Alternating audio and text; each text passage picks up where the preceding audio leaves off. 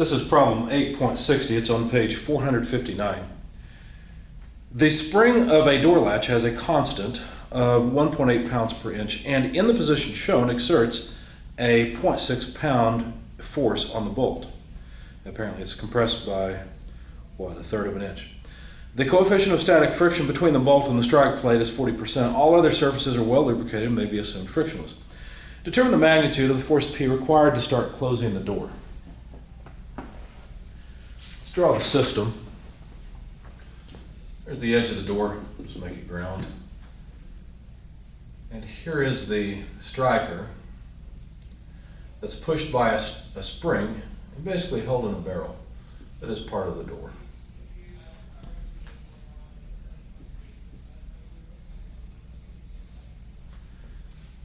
Now they give us some dimensions, but it turns out that those dimensions don't really matter because the angle of the striker is given as 45 degrees. Force P is trying to close the door so the striker can go in and latch in. There's a hole in here somewhere that the striker can, not the striker, what's the name of it? I can't think of it. The striker is the striker plate, but anyway. So this will be pushed back and it'll go in and hold the door closed. What really matters about the spring is that the force from the spring was given as 0.6 pounds. It doesn't matter that the spring constant is 1.8 pounds per inch. I don't know why they gave us that. They've given us a lot of information we don't really need. And the coefficient of static friction, mu s, is 40%. So let's make a free body diagram of this system, at least the part of it that's interesting, which is just the, what do they call it, striker bolt maybe? Yeah, it's a bolt.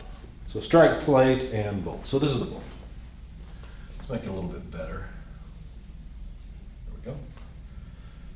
Now whatever force is applied to the door frame will be transferred to the bolt. So let's just add force P onto the bolt. The spring force acts from the right hand side. Remember, all of this is frictionless, so moments don't matter, and we can consider this body as a point essentially. If we're trying to push the door, then what happens is the upper portion of the door here is sliding against that. So friction acting on the bolt would be acting down in this direction, while the normal force, of course, is normal to that surface. So the angle that was given is right here. That's the 45-degree angle. It's also this angle here. And we should be able to work with that. If we sum forces in the horizontal direction, what would we have?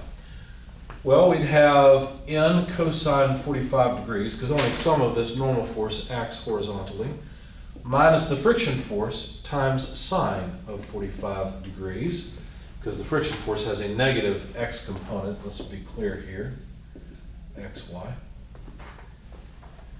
And those are the forces from the normal and friction force, and then we've got the force of the spring acting back to as well.